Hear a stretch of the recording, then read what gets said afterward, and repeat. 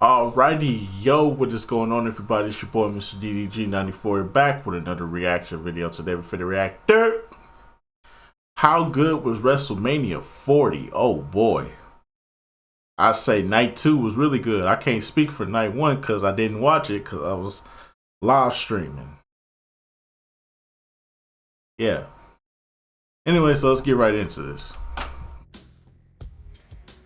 When Roman Reigns pinned Cody Rhodes to end WrestleMania 39 on top, all eyes immediately shifted to WrestleMania 40 in Philadelphia. Fans thought that if not in LA, it had to be here. It had to end here, and it had to be Cody Rhodes who did it. Well, the lights have gone down, and he is in fact ready now. WrestleMania 40 is in the books, and Cody Rhodes is your new undisputed WWE Universal Champion. He's beaten the Tribal Chief, he's ended the over 1300 day reign of Roman, and he's finished the story.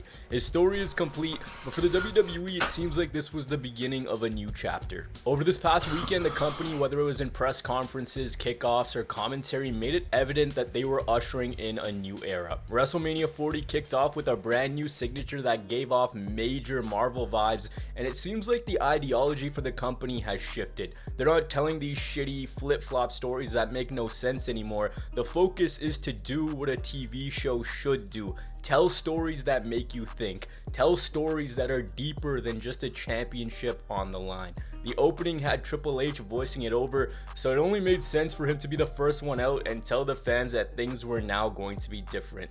So he came out, he did the whole "it's a new era, we're going to change the game, this is the biggest gate of all time."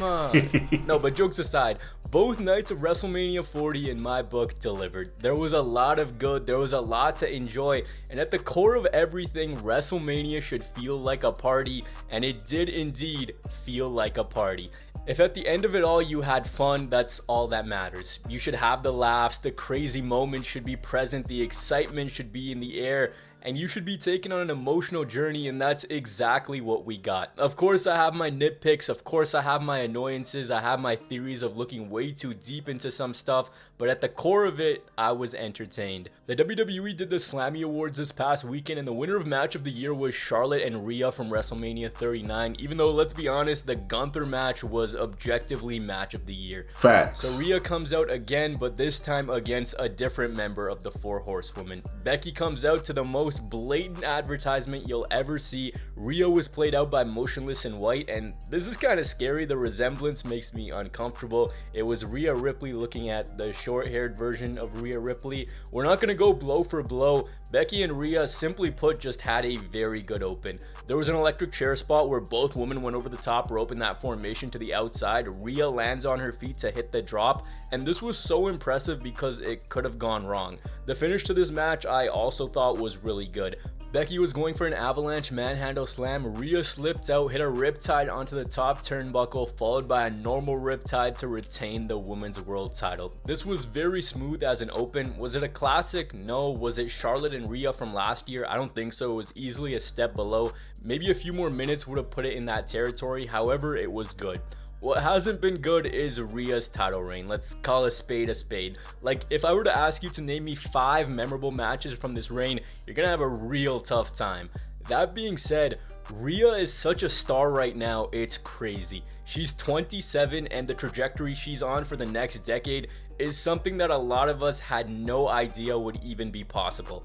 Also, did I miss something? Why is everyone online all of a sudden trashing on Becky Lynch? That's something that I just don't understand. She's been a constant, she's put people over, she's delivered in her matches. I don't get what's going on with that narrative.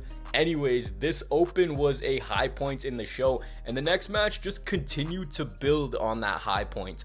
Ladder match for the Raw and SmackDown tag team titles. It was blatantly obvious that they were going to split the titles, but it was also blatantly obvious that this was going to be a car crash. Bodies hitting the floor, R-Truth hitting the butt a little bit too much. With 12 dudes in the match, it just made it more crazy. Gargano died, McDonough died, Kofi hit a crazy trust fall, air raid crash from the top of the ladder, Bate does an airplane spin while Balor was holding a ladder, double moonsaults from Dunn and Bate. At one point, R-Truth asks for the hot tag, not knowing that this is not a tag match. He comes in, hits John Cena's comeback, and the crowd ate this up. There were so many spots, and this filled that high that it was there to fill. Austin Theory and Grayson Waller won the SmackDown Tag Team Championships, and for the Raw side, it was Awesome Truth. I saw people were pissed with Awesome Truth. It lends itself to what I talked about earlier. WrestleMania needs to have that party vibe.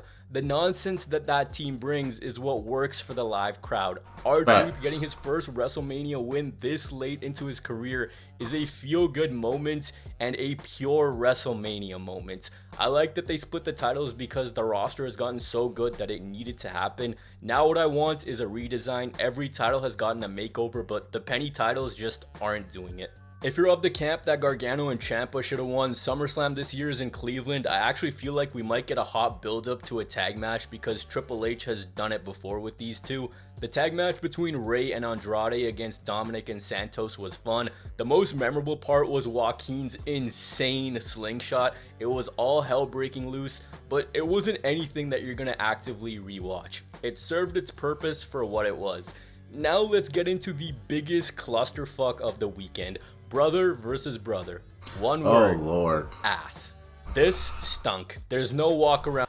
This shit was terrible. Who the fuck said this was a good idea? Triple H, you did not cook on this one, my guy.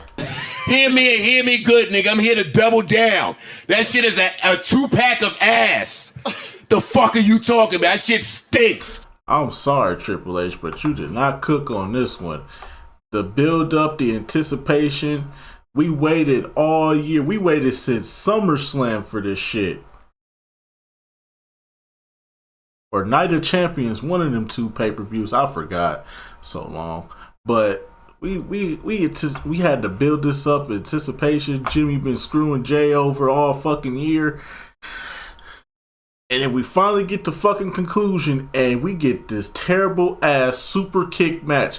Niggas ain't doing no DDTs, no suplexes, not even a fucking clothesline, just super kick after super kick, super kick after super kick, super kick after super kick. It's like, yo, who wrote this match? This shit is terrible. Get this shit the fuck up out of here, man. Hear me good, nigga. I'm here to double down.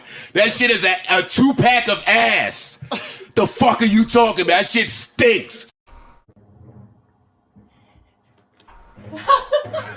Arrest Stockman. No. What the fuck, y'all? God damn! God damn! God damn! What? Fuck! Fuck! Fuck!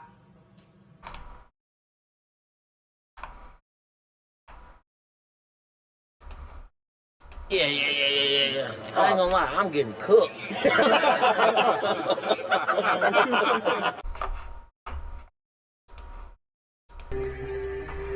Is this nigga serious? Around it. Straight up, this was not good. I rewatched it. I tried to like it. I can't like it. Also, look, I love Wheezy. I loved him growing up. But what was that? I wish I could say that's the worst performance I've seen in a while, but let's not forget, it wasn't too long ago when this company had Hardy come out at the Royal Rumble and jump around like he had his dick chopped off. That performance was an indication of things to come in the actual match between Jay and Jimmy, and they just didn't hit, and it all comes down to the simple fact that there's zero authenticity to this rivalry. They talked about how they wanted this match in interviews before, and it felt like they were doing the match just to say that it happened. All they did was spam super kicks. By my count, they hit 17, and this was not enjoyable. That now on the record, the promo package for this was elite. It was so well done. The story of their brotherhood was told perfectly, and it lended itself to the storytelling during the match where Jay had compassion for Jimmy after seeing just how much punishment his brother could take. Jay fell for the trap, but Jimmy still couldn't get the win. When the bell rang, Jay won the match and it abruptly ended. This needed more time, this needed a better structure overall, and maybe it could have been helped by a stipulation. They made this a game of Philly kickball and kind of exposed the fact that they didn't really have the versatility to put on a great match.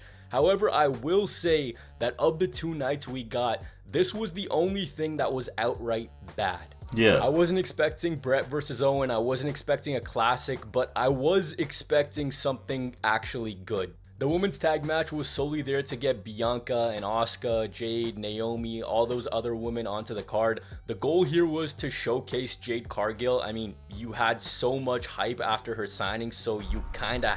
My black sisters. My black sisters. Yes. My black sisters. My black sisters. Yes. I was so proud. I was so proud. I was so proud.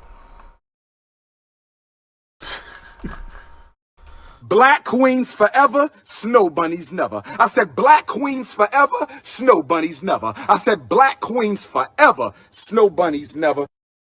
My God, look at this, look at all this greatness right. Look at all this melanated chocolate greatness right here. Man, what y'all talking about, man? This is come on, man. Come on, man. Come on, man. That's what I'm talking about. That's why he's the MVP. That's why he's the GOAT. The GOAT. Shout out to Triple H, man. For real though, shout out to Triple H, man. Representation is what we need, man. It's representation, brother. Have to show that this woman is worth it. They made it apparent that Jade is one of their future pillars. Her presentation has been phenomenal, and this was fine. Again, it was the same thing as the men's tag match from earlier.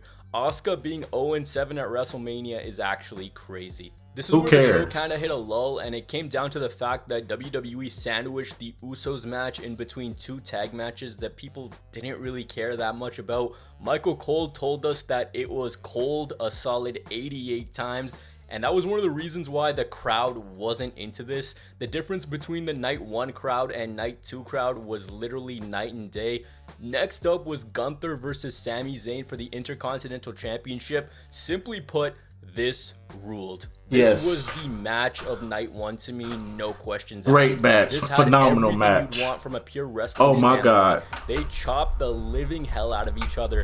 Gunther dominates Sami, but Sami doesn't say die. That's the whole story of the match. He clings on, and he continues to cling on. He's a shot away from turning the tide. At every turn, Gunther is hitting power bombs or lariats. Sami just keeps coming back for more and more. I didn't want Gunther to lose, but the way how they did this match, motherfucking chef's kiss, man. Chef's kiss. Phenomenal, bro. The way how they did this match, I'm not even mad that Sami got the win. I'm not even mad at it, because, oh my God, this match was amazing, bro. Ooh, this was an amazing match right here. Match of the night by far. Might even be the match of WrestleMania 40 altogether. But we'll get there. Punishment. This played into the finish perfectly. Gunther had Sami dead to rights, but instead wanting to embarrass Zayn and knowing that he could, he just kept going for more. He just kept hitting more moves. He goes for a splash, has the chance to pin Sami, but then goes to the top to hit another splash. Only this time he gets caught with a haluva kick, followed by a brainbuster on the top turnbuckle, then 2 haluva kicks, and to the shock of many, Sami Zayn wins the Intercontinental Championship. This match told a fantastic story, and it has a genius to it on its own. And here's what that genius is. The character of the ring general is he takes professional wrestling seriously. In a world full of entertainers, he's a pure wrestler who never goofs around, he never gets cocky, never takes his eyes off the prize, which is why this finish was brilliant, because Gunther strayed away from everything that makes him him. He started to taunt, he started to hit extra moves when he could have just gone for the win and walked away the winner. Instead, he continued to toy with Zayn, and that cost him. Sami ends Gunther's 666-day Intercontinental Championship reign. Honestly, I didn't think this was going to happen. To me, it felt like this needed a bit more of a build-up because it seemed like they were positioning Chad Gable to do it. My opinion on this is twofold. One, what a wholesome moment. Sami is one of the realest wrestlers out there and he deserves this. On the other side, ending what is the greatest Intercontinental Championship reign should have felt like more of a spectacle, if that makes sense. The nitpick many have with this is that it should have been Chad Gable. Yeah, that was the more natural story. We'll get into that on a different day. But as for this was just so wholesome. The match was a pure hit. And listen, a few weeks back I talked about how Seth Rollins was a stud at WrestleMania. Gunther right now is 2 for 2. Last year against Sheamus and Drew, and now this clinic against Sammy. He's left the fans singing his praises again. Perhaps. Hey, Gunther really need to be in the title picture, the main title picture, the main event title picture. Like, we need to be putting him in the WWE World Heavyweight Champion scene, because he is definitely made for this main event shit. I don't want him to take the title from Damian Priest just yet. I know they're not going to let Cody lose the title to him. But, man, he needs to be in that picture, bro. For real. And when he finally does become... I say this. Let him do a couple of number one contender matches. He always comes up short on them. And then he ends up getting into a feud with somebody. But the time that he does win the number one contenders match, he has to go over. They have to build him up tremendously. He is a main event superstar. They really need to start pushing Gunther now. For real. It's time, bro. It's time to start building him up for the main event. We're seeing the beginning stages of a legendary WrestleMania resume being built. The legend that was being built at WrestleMania 40, though, was Cody Rhodes. We get to the main event, and I don't care what anyone says, but I just had a blast watching this tag match. It took way too long to get into this, but once we actually got into what mattered, this was awesome. Rock came out, and this right here is Aura if I've ever seen it. Aura level 1000. He's out there standing in the middle of a Brahma bull that was on fire. He has the People's Championship, and online everyone's saying that this guy looked gassed. He was fine. He's 51 years old. He doesn't do this on a regular basis. So to everyone acting like the guy got shot 5 minutes into this match, chill. He was fine. The match started off slow, then Rock started to play political chess. Shout out to my boys at Elite Heat. He basically tells the ref, if you call a DQ or a count out, you're fired. The final boss doesn't fuck around. So after an unnecessarily long stare down, we go to the outside, and this turns into a no-holds-barred brawl around the arena. Rock and Seth go at it in the crowd. Meanwhile, Roman and Cody are brawling on the entrance ramp. And eventually things start to pick up. At one point, Cody goes for a Cody cutter where Seth tags in and hits a splash onto Roman. Then later, Rhodes' team hits double super kicks followed by a stomp, then a crossroads, and Roman survives because The Rock pulls the ref out. Roman later in the match goes to hit Cody with a spear, but instead spears Rock, so there's some storytelling there. Seth Rollins pushes Cody out of the way, which gives him that entire bit that also lends into night 2, because as you guys remembered, Seth said that he was going to be Cody's shield. There was a part in the match where Rock goes for a people's elbow and Cody turns this into a Cody cutter. Pun intended, this was packed with so much adrenaline. Double pedigrees, nothing. Cody then hits a rock bottom on The Rock from one announce table onto the other. Roman spears Seth through the barricade, and it is pure madness. Then we get to the part of the match that I love. Just when you think Cody's got it in hand, he doesn't. He goes for a third crossroads on Roman, and we get a call back to WrestleMania 39. In the closing moments of that match, he was about to hit a third crossroads, but ended up on the right side of the ring only for it to cost him. Last year, it was Solo with a spike. This year, it was Rock with a weight belt, and that's where the match changed. Roman hit a spear, Rock came in, people's elbow, rock bottom, that's it. Second longest match in WrestleMania history. This needed to be 25, maybe 30 minutes. You could have easily shaved off 15 minutes. But as a main event, once we got to what we needed to get to, this hit. I like the fact that night 1 had stakes leading into night 2. To end the show, the Samoans celebrated, and there sat Cody Rhodes in the middle of the ring having flashbacks to last year. Cody getting pinned here to me made sense because you had to make it an upwards climb for the next night. Night 1 for me felt fun, and you know how I could tell it was fun is because before I knew it, it was over. It didn't drag on, there wasn't anything offensively bad on the show aside from the brother versus brother match. The clear highlights were the main event, the Intercontinental Championship match, the ladder match, and the women's title match. Night 1 was not perfect by any means, and that comes down to the structure. However, night 2 was as close to a perfect Mania as I've seen. As a standalone WrestleMania from start to finish, everything on night 2 was perfect. Everything led up. I ain't gonna lie though. When Stephanie came out, I was shocked. I was like, oh shit. When Stephanie came out, I knew this whole night was finna be lit. Night 2 was definitely finna be lit. As soon as I saw Stephanie come out, bro, I knew night 2 was finna be lit. Boy, oh boy, was we in for a treat. Us to this night. Online riots, pivots, nightmares, final bosses. But we began with Psychopaths and Visionaries. Oh, yeah. Seth Rollins versus Drew McIntyre, World Heavyweight Championship. All I wanted in this match was for Drew to win, and I wanted it for the simple fact that it was a long time coming. It had been 4 years since WrestleMania 36 where Drew won in front of no one, and I'm happy to report that Drew McIntyre has in fact done it. Drew McIntyre captured the World Heavyweight Championship in front of fans. And this is one of those moments that you live for. A guy who has worked his ass off. We've seen his story. We've seen most of his life, to be honest with you, finally reaching the mountaintop after having it taken away so many times. Drew hit Seth with a Claymore seconds after the bell rang, and both guys kicked out of each other's finish multiple times. Even with Seth having gone through hell the night before in the tag match, he gave it his all, but Drew winning the title here was the right call. He's on the run of a lifetime, utilizing social media to a T. His promos don't feel forced. He's not a good guy or a bad guy. He's got reasoning as to why he's doing what he's doing. But above all else, one thing that he continues to do is troll CM Punk.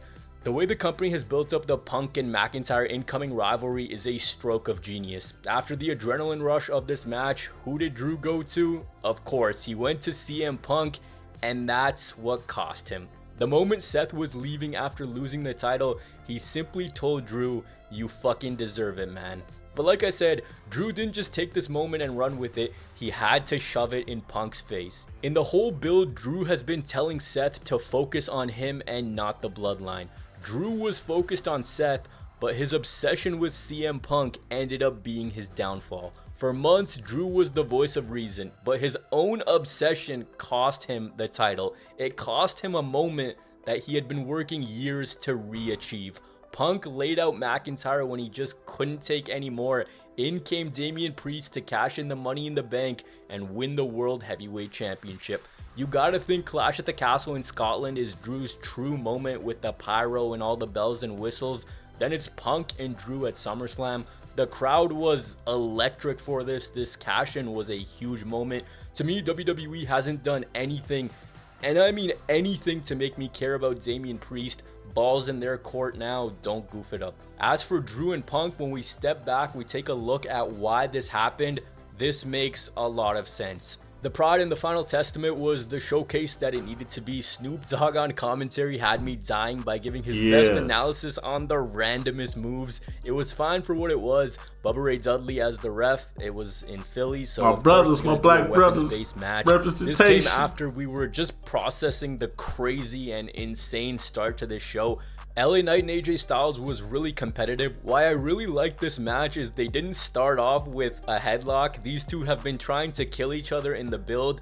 There is nothing worse than when two guys want to kill each other and they start off with a headlock. TNA ran wild, and LA Knight continued to prove the can't wrestle allegations false in a very competitive match. Seriously, from a match standpoint, every match on this night was a hit. What also helped this was the crowd was crazy on this night. They did a complete 180, and a lot of that had to do with the weather. The US Championship match was also a ton of fun. This lended itself to the party atmosphere that I've mentioned a few times.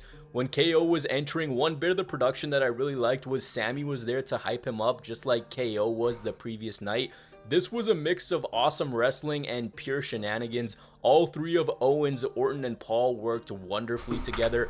The praise I want to give to this match is all three men stayed in for basically the whole time and worked together to craft this match. Yeah. It wasn't one of these things where two guys work in the ring while the other guy's on the outside resting, then that guy comes in while someone else rests. All three guys stayed in the ring. Of course, guys had respites here and there, but they just worked together perfectly. Later in the match, the Prime bottle reveals itself to be I Show Meat, who then gets RKO'd onto the announce table. When the chaos dies down, Logan Paul keeps the championship. I think we all know he's not losing that before SummerSlam. The co-main event was Bayley versus Io Sky, and this was actually a perfect match. They knew each other so well after being together for so long, as well as Bayley selling her knee. That was a nice touch since it was her coming back from that knee injury that led to the formation of Damage Control in the first place. Shirai sprung out of the Rose Plants attempt from Bayley. That was followed by a back suplex, followed by a big elbow, then a Rose Plant to give Bayley a 1-2-3. Bayley won a perfectly paced match, and again, you got a huge babyface win. There's not much for me to critique from night 2. It was just a good night of wrestling. What was in night 2's favor was each match felt different or had some variation of a previous match. You had the finisher fest at the start, then you had the weapons match with the 3-on-3, then you had the traditional match with AJ and Knight, then the shenanigans filled triple threat match. The women's match was another classic wrestling match with good psychology between the two women who knew each other's playbook inside and out. But I know what you guys are here for. With everything behind us, one question remained. Would the story be finished? It was time for Roman versus Cody. Bloodline rules, and we expected this thing to be the most overbooked thing ever, and it was everything and more. I'm putting this on record right now. You guys need to go back and watch that Roman Reigns and Cody Rhodes promo package because that thing was brilliant. I actually think they... Man, let me say this. This match right here was supposed to be overbooked. There was no way around this match. You had to overbook this match. You had to have the craziness ensue in this match in order to sell what you was trying to sell. It had to happen this way, bro. It had to, bro. And I'm so happy that Triple H understood. Triple H understood the assignment and gave us a fucking banger right here, my nigga. For real though. That's what I'm talking about. That's why he's the MVP. That's why he's the GOAT. The GOAT. Shout out to Triple H, bro, because they gave us a banger right here. Produced one of my favorite promo packages in a long while. Eyes Closed by Imagine Dragons, and they show where Cody's been and how he made the journey back to WWE. How Roman was the mountain that he just couldn't climb, and it also showed us the road to Mania. Genuinely, this was outstanding production. Both guys had insane entrances. The big time energy was chart breaking. Roman came out like a final mafia boss, whereas Cody came in looking like $1,000,000. My words do not do justice to any of this. They started off by putting on a wrestling clinic, and the story of the match was what I talked about in the night 1 portion of this video. Cody hitting that third crossroads. They brawled to the outside, used some weapons here and there, and they just went move for move, and there were so many close falls in what I consider the wrestling portion of this match. Both guys even ended up stealing each other's finish. Roman does a good bit of storytelling as he hits the crossroads and then just go, that move never beat anyone. The irony at the end is brilliant. This thing then gets into the crazy Avengers mode that we all knew it would get into. Out comes Jimmy to help Roman, and Jay comes in to neutralize Jimmy and spear him from the top of the stage to a table below. Then Cody goes for the 3 crossroads again, and this time it's Solo who ends up making the save. He can't hit number 3. He's fought off by John Cena. He neutralizes him. And then Cena gets in the ring, and out comes The Rock. We have the perfect face-to-face between these two. Rock hits a rock bottom, and just as he's about to lay into Cody, out comes Seth Rollins, but not with his normal music, with the Shield theme song, and this was so so poetic because not only did he come in with the attire, he came with a chair. The thing that created the monster of Roman Reigns in the first place a decade ago. Remember how Rollins told Cody that he would be his shield? Well, that had a much deeper meaning than I think a lot of us had envisioned. When Seth came in, he was taken out by Roman Reigns before he could do anything. Now Rock is left in the middle of the ring, and out comes The Undertaker. That's You you. just knew this spot was for Stone Cold. And imagine how perfect that would have been. A meeting between Rock and Austin one more time. Regardless of all that, this was still awesome. He chokeslams Rock and he leaves. So the Cody Vengers have come together and this ending was so perfect. Roman is left with a choice. On one side is Cody Rhodes. On the other side is Seth Rollins. In his hand is a steel chair, the device that tortured him for years. The device that brought him trauma that he just could not recover from.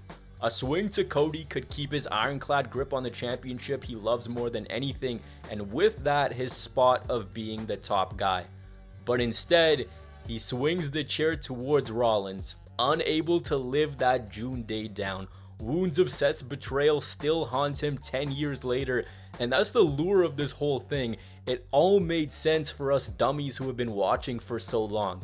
This decision gave Cody enough respite to recover, and this time with the path completely clear, Cody Rhodes hits 3 crossroads, and ladies and gentlemen, Cody Rhodes has finished the story. From Stardust to top star, Cody Rhodes has done it. In the most overbooked, crazy, heart-pounding, exhilarating WrestleMania main events I have ever witnessed, it was all worth it. This was a pure movie. This was perfect. As a wrestling fan, this is what you live for. Let me reiterate, this is what you live for. When that 3 count hit, it just felt like the end of an era. It felt like we were ending one chapter and starting a new one. And 10 years from now, we're all gonna remember where we were. We're gonna be talking about this night and how crazy it was. And how could you not just smile? This was beautiful. Cody got the win after so much turmoil, after so much controversy, after it seemed like it wouldn't happen. He ascended to the mountaintop. If you didn't at least have fun, I don't know what to tell you. Cody Rhodes finished a story that was about much more than just his hardships. Everyone who mattered to him came in and celebrated with him, and this moment was perfect. Everyone that had been wronged by the tyrants also came in. Seth Rollins basically gave up everything to suppress the monster he created, and the storytelling here was a chef's kiss. It was a gourmet meal, and this was insanity. The 1,316-day reign of Roman is over, and I gotta give this man his flowers too. This guy carried the company. Yeah. Some people are gonna give him his flowers now, some people are gonna do it later, but at this moment, you gotta step back, you gotta appreciate the body of work. This main event honestly just felt like a season finale. It's nights like these that make you love wrestling. Professional wrestling when it's at its best is absolutely brilliant, and there's no medium that comes close. There's nothing better than the payoff you've been waiting for when you hear that 3 count. So many of us get sucked into the abyss of opinion and criticism, but this is all that matters. Creating moments that are going to last a lifetime, escaping from whatever shitty stuff is going on in your life, and seeing someone get to the mountaintop. This match and this moment was everything beautiful about professional wrestling. Yes. If you teared up, trust me, you weren't the only one. Night 2 of WrestleMania was an absolute spectacle. It was from point A to point B, one of the most complete shows I've ever seen the company put on. WrestleMania 40 as a whole has a case for the best 2-night WrestleMania so far. And man, the WWE is really hot right now. What a WrestleMania. This was everything you live for. Babyface triumphs, craziness, in-ring classics, generations meeting, car crashes, the larger-than-life feel. We saw so much in these 2 nights. And when you step back, you take this carny business for what it is, there's nothing better. There's nothing that makes the hair on the back of your neck stand up. There's nothing that gives you the same adrenaline rush. There is just simply nothing better. Absolutely. But yeah, man, that's just gonna about do it for this one, man. WrestleMania 40 was a fucking banger. I'm Upset that I missed night 1. But man, night 2, man. Hey, man. Shout out to Triple H, man. That's all I'm going to say, man. Shout out to Triple H. That boy was in his bag that night, bro. I am really excited to see where we go from here because there is no Vince McMahon anywhere in sight. This is just straight up Triple H. We gonna see what Triple H can carry this company going forward creatively. I am here for it. I am ready to see this new regime, this new era, everything. But yeah, man, that's just gonna about do it for this one. I will see you all in the next video. Till then, peace out.